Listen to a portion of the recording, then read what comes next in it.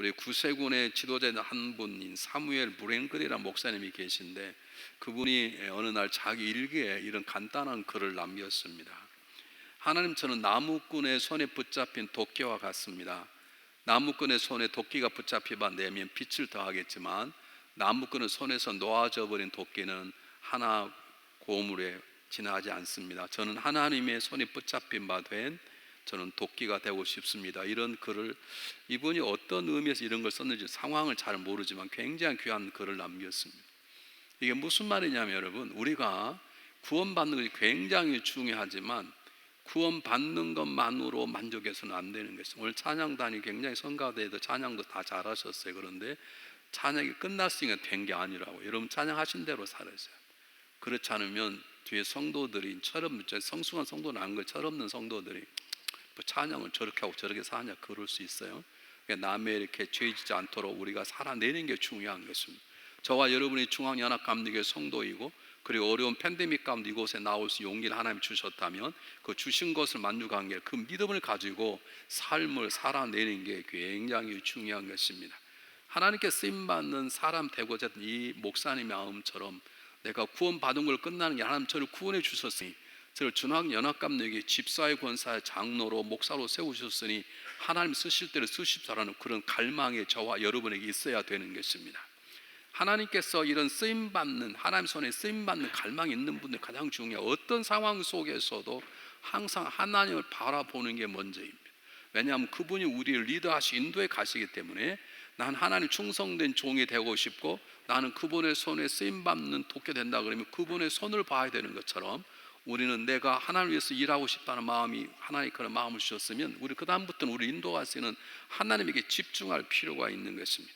특히 어렵고 힘든 시간 속에서도 특별히 주님만을 바라보며 주님이 더 가까이 나가고자 하는 노력이 있을 때 우리는 그분의 거룩한 도구로 쓰임받을 수 있는 것입니다. 오늘 성경 본문은 처음에는 그러지 않았지만, 지난주에 보았던 마태복음 8장에는 두려움 가운데 예수님을 깨웠고 예수님이 풍랑을 잔잔케 하자 도대체 이 사람이 누군가 하는 그런 어리석었던 제자들이 오늘 조금 더 자라서 예수님을 하나님의 아들이라 인정하게 되는 사건이 오늘 성경 본문 속에 잘 나와 있습니다. 자, 오늘 성경 본문 우리에게 첫 번째 메시지가 뭐냐면, 예수님께서 즉시라고 나와 있는데, 오늘 본문이 이렇게 우리 마태복음에는 예수님께서 즉시라고 나와 있는데 이게 앞문장이 빠졌어요. 요한복음 6장 1절로 15절에 보면 똑같은 상황이 나옵니다. 오병의 기적이 일어났습니다. 오병의 기적을 일으키니까 백성들이 예수님을 임금으로 세우려 그러자 예수님이 그들을 즉시 조금도 망설이지 않고, 내가 임금이 돼봐? 될까 말까? 그렇게 망설이지 않고 즉시 그들을 떠나서, 그 말입니다. 마태는 그걸 생략한 것입니다. 즉시 그들 떠나서 하나님과 일대일로 갖는 시간 앞에 예수님은 달려간 것입니다. 그리고 먼 제자들은 다른 곳에 가서 배를 타고 건너편으로 가게 하고, 예수님 백성들을 다 흩어보낸 다음에 산에 가서 하나님 앞에 일대일로 앉으셨다는 것이죠. 여러분, 오늘 성경 본문이 저와 여러분이 주는 메시지를 붙잡으셔야 합니다. 우리가 사람의 인기가 있고 사람의 관심을 받는다는 건 죄도 아니고 잘못된 것이 아닙니다.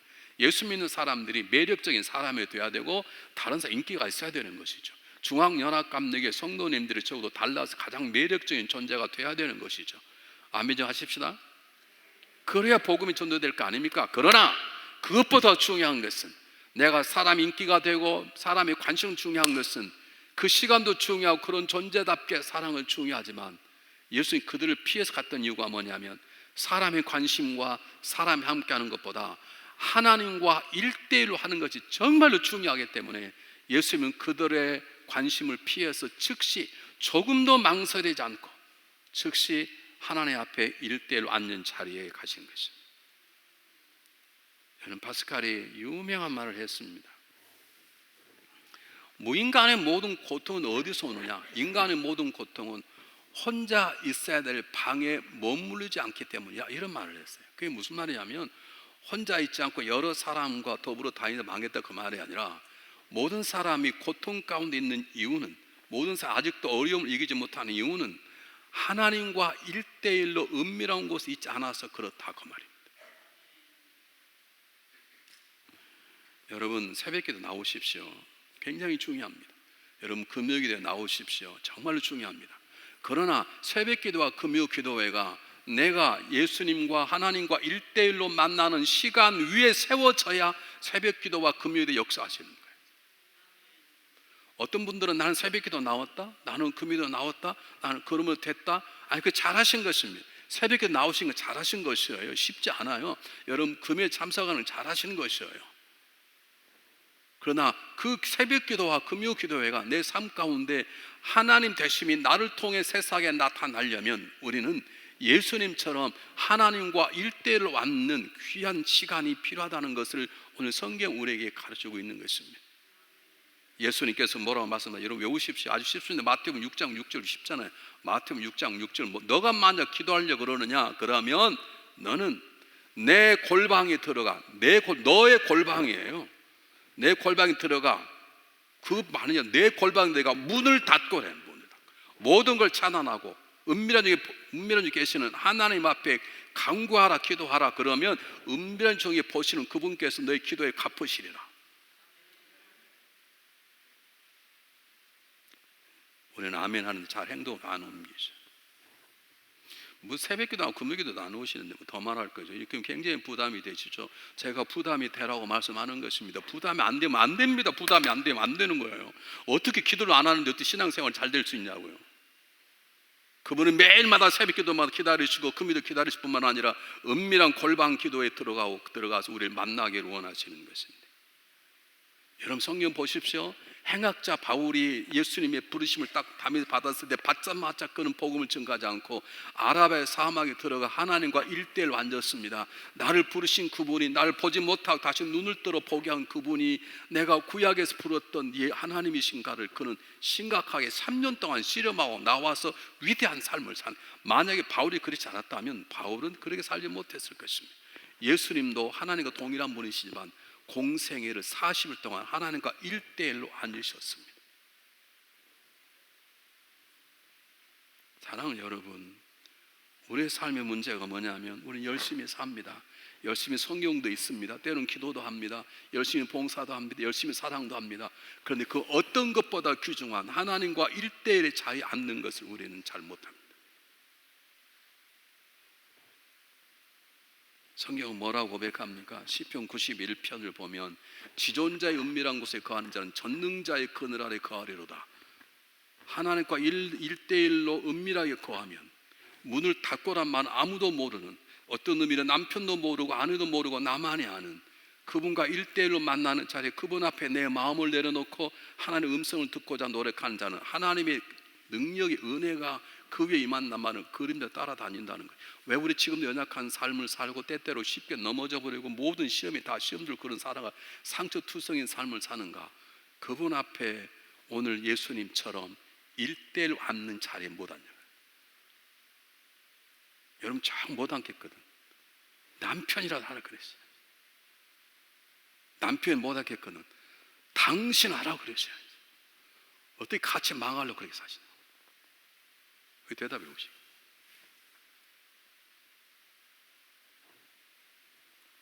여보, 당신은 바쁘니까 당신은 가.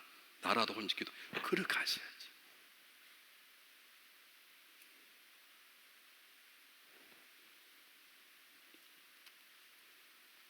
여러분 기억하십시오. 예수님께서 기도할 필요가 뭐가 있으십니까? 하나님과 동등대문이시고 이미 그는 성령과 함께 계셔서 그는 무리를 걸으실 만한 분인데 기도할 필요가 뭐가? 이것은 우리에게 배우라 그래. 너희가 이렇게 살아라는 것이죠. 하나가 1대1 은밀한 곳에 만나라는 것이죠.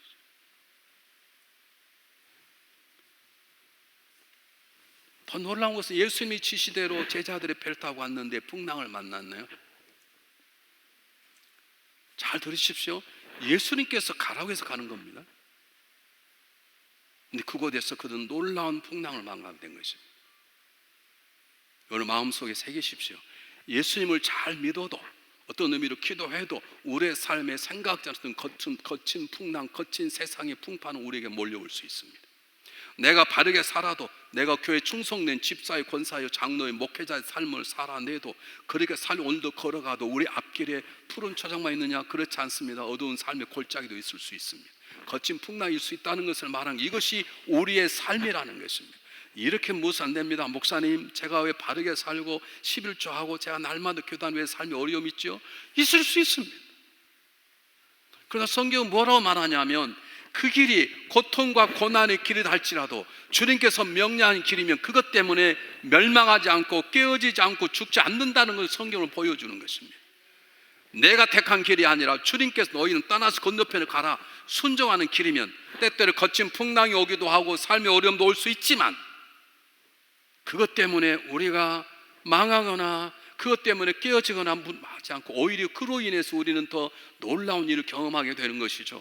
풍랑이 이렇기 때문에 풍랑을 잔작하는 주님의 물 위로 걸어오심을 경험하게 되었고 오히려 그것 때문에 베드로는 잠시지만 물 위를 걷는 기적을 경험하게 되었습니다. 그 누군가가 말했습니다.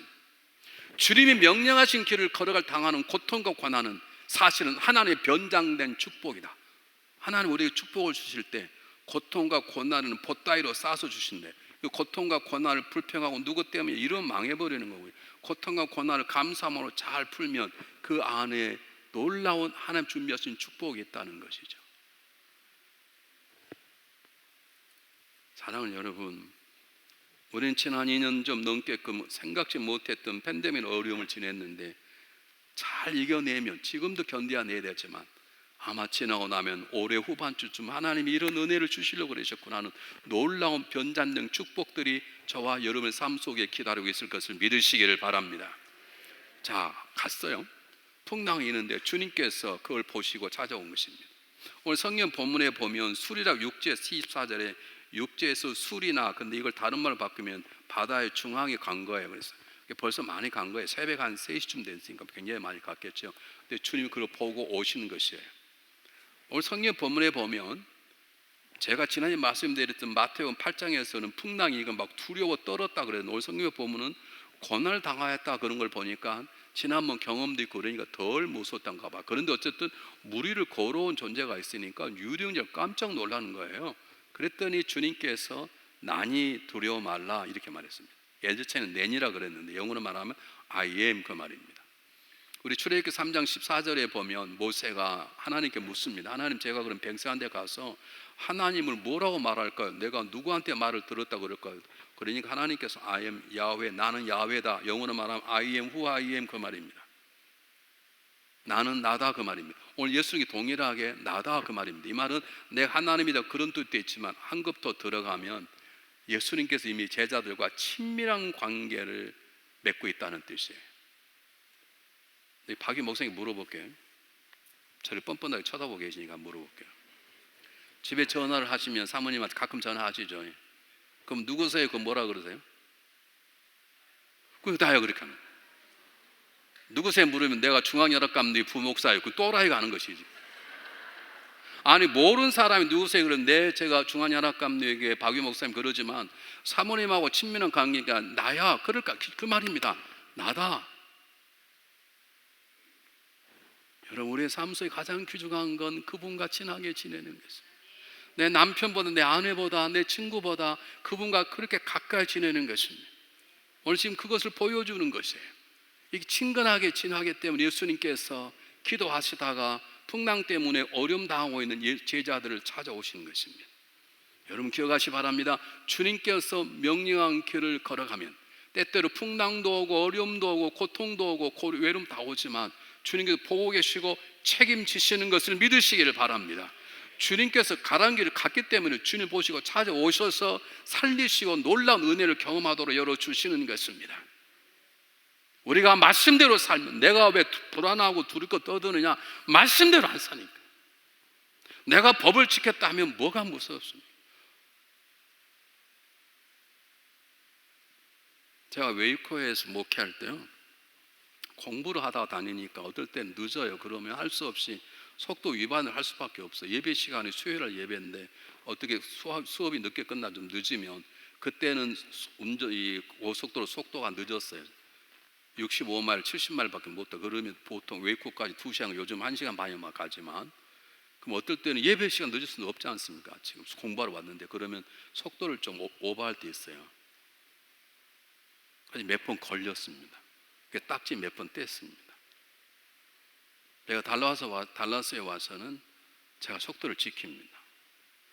빨리 가신 분이면 제가 천천히 가자 그럽니다. 가끔 부목사님들 막 빨리 가신 분이 계세요. 박유 목사님 그러지 마세요. 나는 속도 어기고 막 지나 부목사님 보면 이 사람하고 목회를 해야 되나 안 해야 돼 걱정이 되니까 알아서 하셔요. 제가 속도를 어길 때는 굉장히 조심해서 경찰이 있나 없나. 경찰 지나면 심장이 뛰는 거야. 봤나 어쩌나. 근데 달라서 와서 이제 속도를 제가 지키니까요, 경찰이 지나가든 말든 전혀 관심이 없는, 두려움이 없는 거예요. 내가 하나님 말씀대로 살면 그분이 가라시게 가면 그분이 책임지실 것이고 그분이 다와 잡아내서 건져내실 것을 믿으시기를 바랍니다.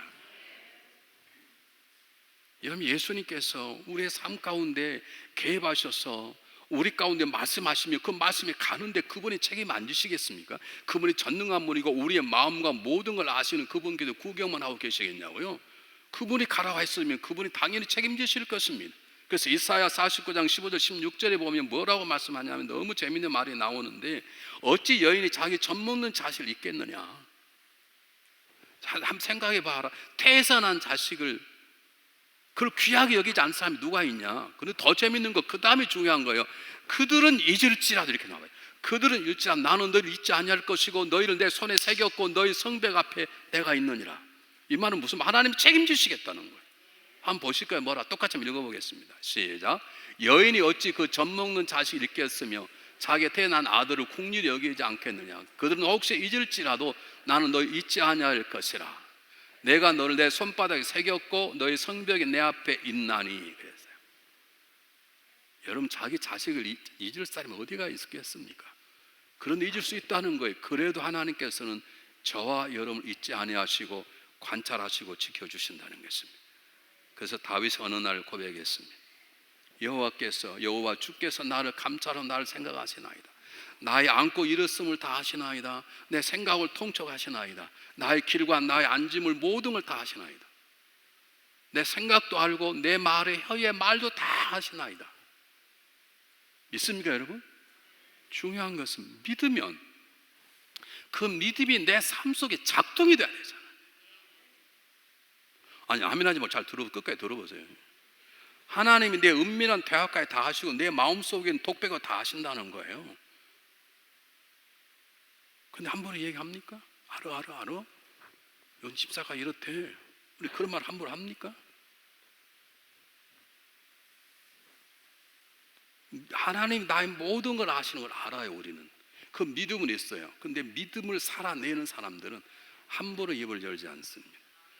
자기야 우리 둘인데 우리 둘은 뭐에 하나님 계신데. 그것은 믿음은 있지만 믿음을 살아내는, 복음을 살아내는 자가 아니에요. 복음을 살아내는 자는 하나님이 나의 혀의 모든 말을 다 하시고 내 생각도 다 통치하고 계시고 나의 앉음과 일었음과 내 앉음과 길을 모든 걸 아신다는 사실이 믿어지면 그 믿어짐을 삶으로 살아내는 사람들은 아무 누가 보지 않아도 말하는 것, 내 마음속에 품는 것, 걸어가는 발걸음 조심하게 돼요.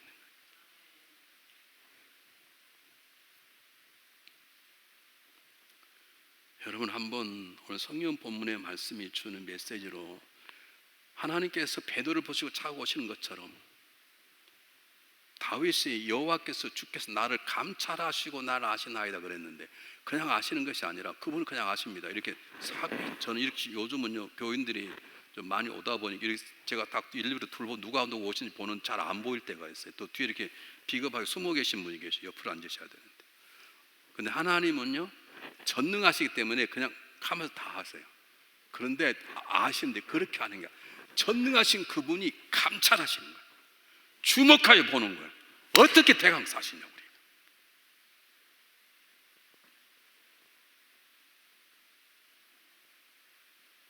이런 분이 계셨어요. 얘야 너 아빠 오면 그거 먹으면 안 돼.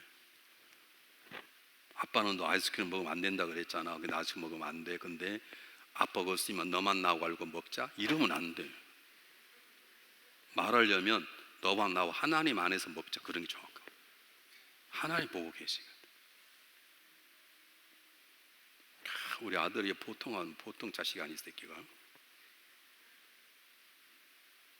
나한테 물어요. 아빠 마음이 그거야? 그럼 그러지. 정말이야? 정말이야. 그럼 우리 아들이 꼭 물어요. 하나님 앞에서 말할 수 있어? 그럼 나는 말 못해. 우리 아들이 뭘 잘못했어요. 근데 혼을 놔야 되겠다. 그러다가 제가 마음을 바꿨어요. 내가 용서해 주마 그랬더니 정말 용서해 줄 거야? 그럼 정말 용서해 주지. 진짜야? 그럼 용서해 주지. 하나 앞에서 말할 수 있어? 아빠 나 지금도 사랑해? 그런데 말 못 하겠더라고. 물론 사랑은 하지만 여러분 기억하세요. 그분이 멀리서도 나의 생각을 통촉하시고 나의 길과 나의 앉음을 다 아시고 나의 감찰에 나의 모든 것들을 다 아시는 분이세요. 근데 우리는 어떻게 적당히 살 수 있냐고요.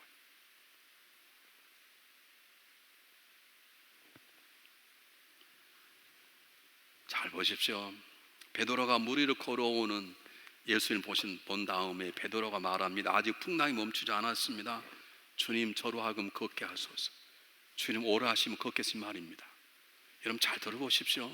그 이전에는 마태복음 8장에서는 두려워 떨고 우리가 죽게 싸우니 살려달라고 해서 믿음이 적은 자라는 얘기를 들었는데 오늘 성경 본문은 베드로가 달라진 것입니다. 그동안 예수님을 많이 알고 경험한 다음에 지식적으로 아는 게 아니라 우리가 믿는데 믿음으로 작동되는 게 아니라 그 안에 작동이 되니까 이제는 달라진 거예요.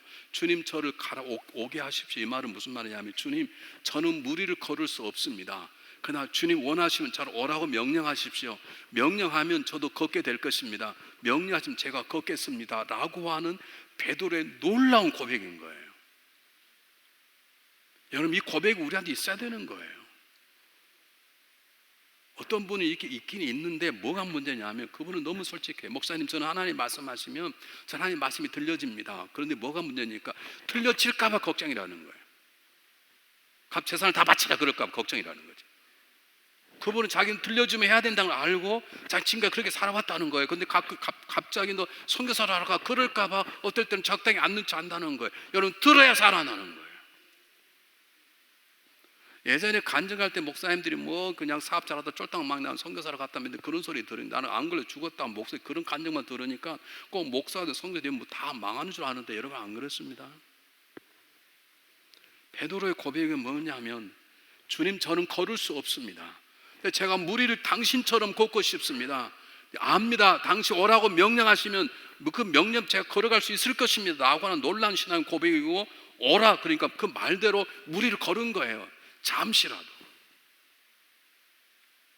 여러분 우리에게 이런 믿음이 있는 것인지 거친 풍랑을 헤치고 나갈 믿음이 있는 것인지 내가 말하는 삶의 고통과 아픔과 상처를 헤치고 주님 원하시는 곳에 설 수 있는 거. 우리는 어려움이 있으면 한 발짝 다 물러나 그 자리가 그분이 원하시는 자리인지 내가 원하는 자리를 생각하지 않고 우리는 내가 원하는 자리에 서는 거예요. 내가 원하는 곳 하고 싶은 거예요. 노노노노노 우리가 하나님의 거친 풍랑 속 승리하려면 그분이 원하는 곳 그분이 계신 곳이 가장 안전한 곳이고 가장 평안한 곳이기 때문에 우리는 거친 풍랑에 그분과 나와의 관계를 막다 하더라도 주님 저로 하여금 오게 하소서 나름 기도를 통해 우리는 거친 풍랑을 헤치고 걸어갈 수 있는 용기가 있어야 되는 거예요. 지금 몇 년 동안 이러고 사는 것입니다. 가난이라는 풍랑 속에서도 질병이라는 풍랑 속 이웃과의 관계라는 달절이라는 풍랑 속에서도 주님 저에게 말씀하소서 오라고 하소서 그럼 제가 가겠나이다 라고 하는 믿음의 결단이 저와 여러분 있어야 되는 거예요. 베드로는 그만큼 잘한 거예요.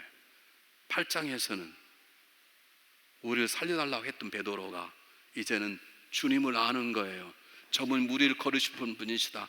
그분이 원하시면 나로 물 위에 걷게 하실 것이다. 그럼 나는 저분의 은혜로 걷고 싶다. 그런 물 위에 잠시라도 걸었던 것입니다. 베드로의 요청을 받은 예수님께 즉시 오라 그렇게 말씀하셨어요. 이 말은 무슨 말입니까? 그래 너도 나처럼 물 위를 걷기를 원한다 이 말입니다. 거친 풍랑을 뚫고 전진하라 이 말입니다. 두려워하지 말고 세상의 거친 풍랑 속에 가난이나 갈등과 싸움이나 모든 죄악 속에 두려워하지 말고 그걸 뚫고 전진하는 주님의 명령입니다. 우리를 향한 주님의 마음인 것입니다.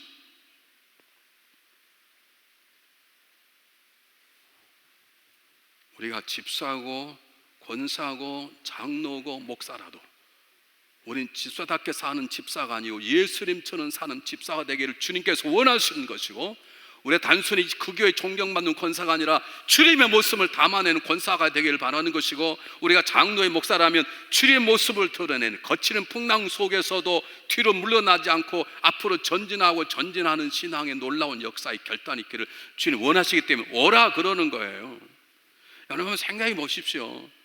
예수님께서 오라 그랬을 때 한번 물어볼게요. 일부 예배는 틀린 분도 많이 묻는데, 오라 그럴 때 가다가 물에 빠졌어요.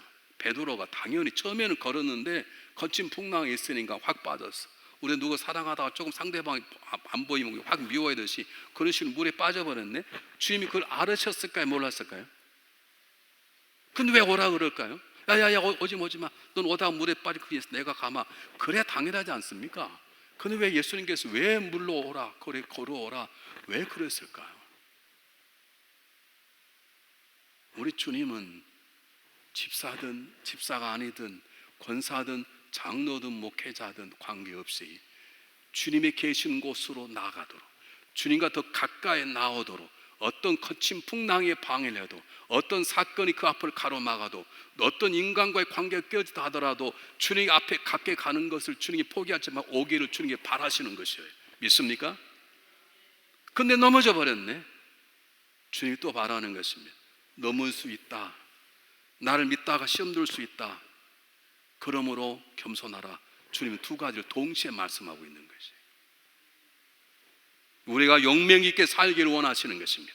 그러나 우리는 또 때로 넘을 수 있다는 걸 주님께 가르쳐 주시는 것입니다. 베드로야, 너는 나처럼 물 위에 걸을 수 있다 보았지? 다시 빠져있는 베드로를 붙잡고 물 위에 또 걸어서 올라갔을 거예요. 너도 믿음을 가지면 놀라고 행할 수 있다. 그런데 베드로야, 기억하라. 너는 방금 걷다가 물에 빠지면 또 때로 넘어지고 쓸 수 있다라고 말씀하시는 것이에요. 여러분, 여러분, 그것이 우리에게 부끄러움이 아닌 거예요.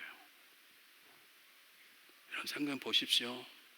아브라함의 믿음의 조상인 아브라함이 믿음으로 갈 때 우리를 떠났어요. 물 위를 걷는 거예요. 그런데 자기 아내가 너무 예쁘니까 자기 죽을까 봐 옆에 나라의 임금의 아내를 바쳐버렸네. 물에 빠진 거예요. 모세가 그렇게 멋지게 신앙생활 잘하고 정말 이스라엘 백성을 위해 최선을 다하다가 나중에 너무 열받으니까 자기가 내가 널 위한 물을 낼까 보냐? 모세가 물을 냅니까? 하나의 물을 내시지. 반석을 명예하더니 너무 성실하니까 반석을 쳐버렸네. 여러분, 그렇게 무너질 수 있습니다. 여러분, 다윗은 어떤 하나님 마음이 아파한 사람, 하나님 마음이 아파한 사람이 어떻게 불륜을 저지릅니까? 불륜을 저질렀다 그럽시다. 그런데 어떻게 그 나라의 장군을 죽여버릴 수 있냐고요? 다윗이 물을 걷다가 물에 빠진 거지. 베드로는요, 주님 따라오다가 주님을 2번씩 부인하고 3번째 저주하지 않습니까? 베드로가 물 위에 걷다가 빠진 거죠.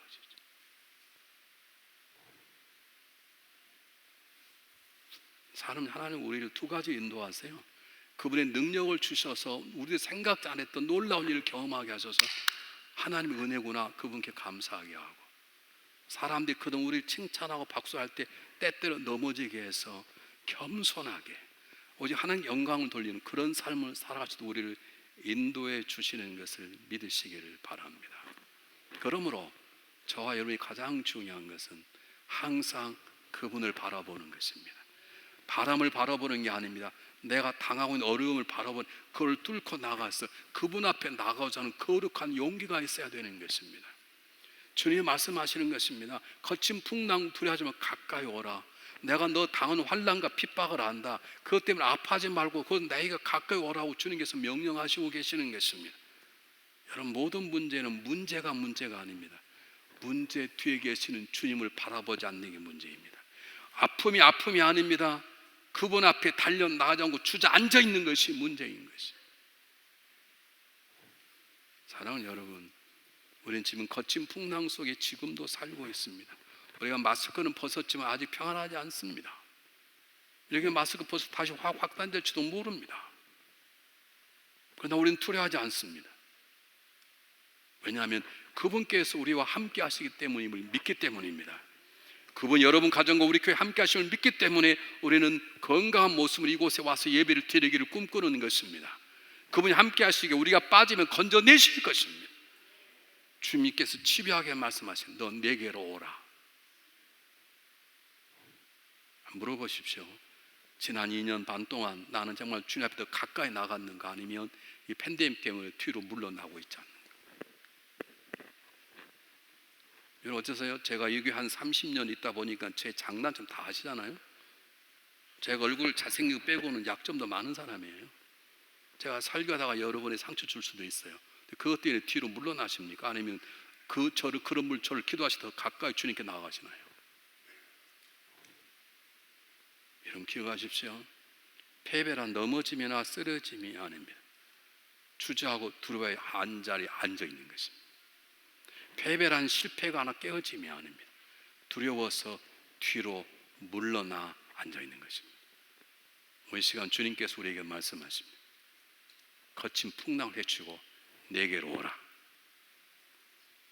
어떻게 하시겠습니까? 기도하겠습니다.